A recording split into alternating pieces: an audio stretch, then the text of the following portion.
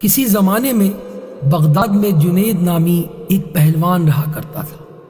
پورے بغداد میں اس پہلوان کے مقابلے کا کوئی نہ تھا۔ یہی وجہ تھی کہ شاہی دربار میں اس کو بڑی عزت کی نگاہ سے دیکھا جاتا تھا۔ ایک دن جنید پہلوان بادشاہ کے دربار میں اراکین سلطنت کے ہمراہ بیٹھا ہوا تھا کہ شاہی دروازے پر کسی نے دستک دی۔ خادم نے آ کر بادشاہ کو بتایا کہ ایک کمزور اور ناتوان شخص دروازے پر کھڑا ہے۔ اس نے یہ پیغام بھیجا ہے کہ جنید کو میرا پیغام پہنچا دو کہ کشتی میں میرا چیلنج قبول کرے۔ بادشاہ نے حکم جاری کیا کہ اسے دربار میں پیش کرو۔ اجنبی ڈگمگاتے پیروں سے دربار میں حاضر ہوا۔ وزیر نے اجنبی سے پوچھا، تم کیا چاہتے ہو؟ اجنبی نے جواب دیا، میں جنید پہلوان سے کشتی لڑنا چاہتا ہوں۔ وزیر نے کہا، چھوٹا منہ بڑی بات، تمہیں معلوم نہیں کہ جنید کا نام سن کر بڑے بڑے پہلوانوں کو پسینہ آ جاتا ہے۔ پورے شہر میں اس کے مقابلے کا کوئی نہیں، اور تم جیسے کمزور شخص کا جنید سے کشتی لڑنا تمہاری ہلاکت کا سبب بھی ہو سکتا ہے۔ اجنبی نے کہا کہ جنید پہلوان کی شہرت ہی مجھے کھینچ لائی ہے، اور میں آپ پر یہ ثابت کر کے دکھاؤں گا کہ جنید کو شکست دینا ممکن ہے۔ میں اپنا انجام جانتا ہوں، آپ اس بحث میں نہ پڑیں بلکہ میرے چیلنج کو قبول کیا جائے۔ یہ تو آنے والا وقت ہی بتائے گا کہ شکست کس کا مقدر ہوتی ہے۔ جنید پہلوان بڑی حیرت سے آنے والے اجنبی کی باتیں سن رہا تھا۔ بادشاہ نے کہا، اگر سمجھانے کے باوجود باضد ہے تو اپنے انجام کا یہ خود ہی ذمہ دار ہے، لہذا اس کا چیلنج قبول کر لیا جائے۔ بادشاہ کا حکم ہوا اور کچھ ہی دیر کے بعد تاریخ اور جگہ کا اعلان کر دیا گیا، اور پورے بغداد میں اس چیلنج کا تہلکہ مچ گیا۔ ہر شخص کی یہ خواہش تھی کہ اس مقابلے کو دیکھے۔ دور دراز ملکوں سے سیاح مقابلہ دیکھنے کے لیے آنے لگے۔ بادشاہ وقت اپنے سلطنت کے اراکین کے ہمراہ اپنی کرسیوں پر بیٹھ چکے تھے۔ جنید پہلوان بھی بادشاہ کے ہمراہ آ گیا تھا۔ سب لوگوں کی نگاہیں اس پر اسرار شخص پر لگی ہوئی تھی جس نے جنید جیسے نامور پہلوان کو چیلنج دے کر پوری سلطنت میں تہلکہ مچا دیا تھا۔ جنید پہلوان میدان میں اتر چکا تھا اور اس کے حامی لمحہ بہ لمحہ نعرے لگا کر حوصلہ بلند کر رہے تھے کہ اچانک وہ اجنبی لوگوں کی صفوں کو چیرتا ہوا اکھاڑے میں پہنچ گیا۔ کشتی کا آغاز ہوا، دونوں آمنے سامنے ہوئے، ہاتھوں میں ہاتھ ڈالے گئے، پنجہ آزمائی شروع ہوئی۔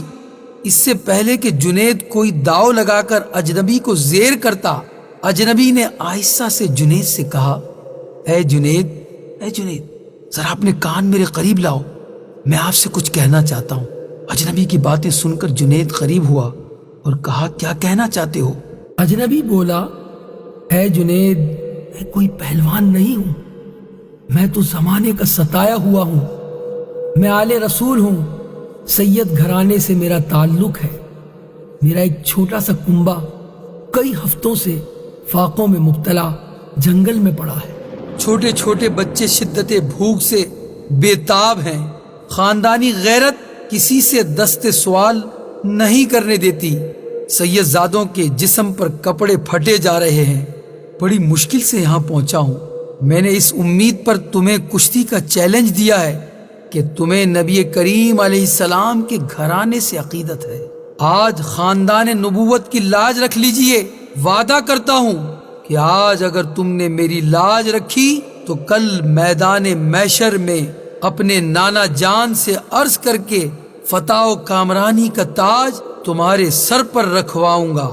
نبی شخص کے یہ چند جملے جنید پہلوان کے جگر میں پیوست ہو گئے۔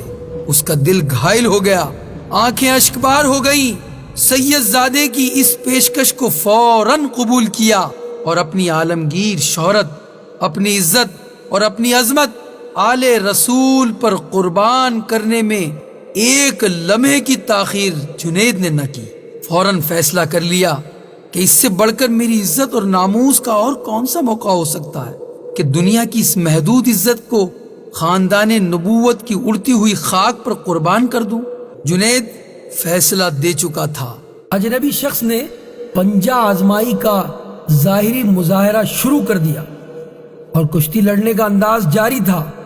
پینترے بدلے جا رہے تھے۔ اچانک جنید نے ایک داؤ لگایا۔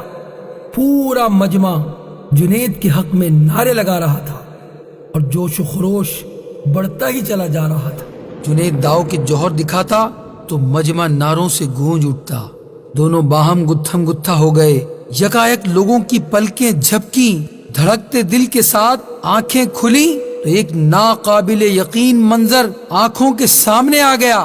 جنید چاروں شانے چت پڑا تھا اور خاندان نبوت کا شہزادہ سینے پر بیٹھے فتح کا پرچم بلند کر رہا تھا۔ ہر طرف انعام اور اکرام کی بارشیں ہونے لگیں۔ خاندان نبوت کا یہ شہزادہ بیش بہا قیمتی انعامات لے کر اپنی پناہ گاہ کی طرف چل دیا اور اس شکست سے جنید کا وقار لوگوں کے دلوں سے ختم ہو چکا تھا۔ زندگی بھر لوگوں کے دلوں پر سکہ جمانے والا آج انہی لوگوں کے تانوں کو سن رہا تھا۔ رات ہو چکی تھی، لوگ اپنے گھروں کو جا چکے تھے۔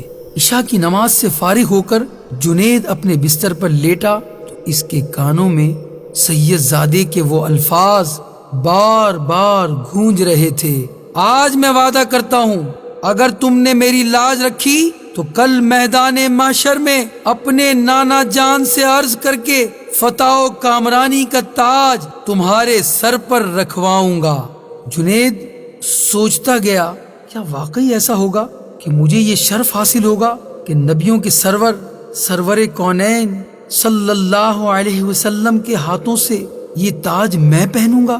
نہیں، میں اس قابل نہیں، لیکن خاندان نبوت کے شہزادے نے مجھ سے وعدہ کیا ہے، اہل رسول کا وعدہ غلط نہیں ہو سکتا۔ یہ سوچتے سوچتے جنید نیند کے آغوش میں پہنچ چکے۔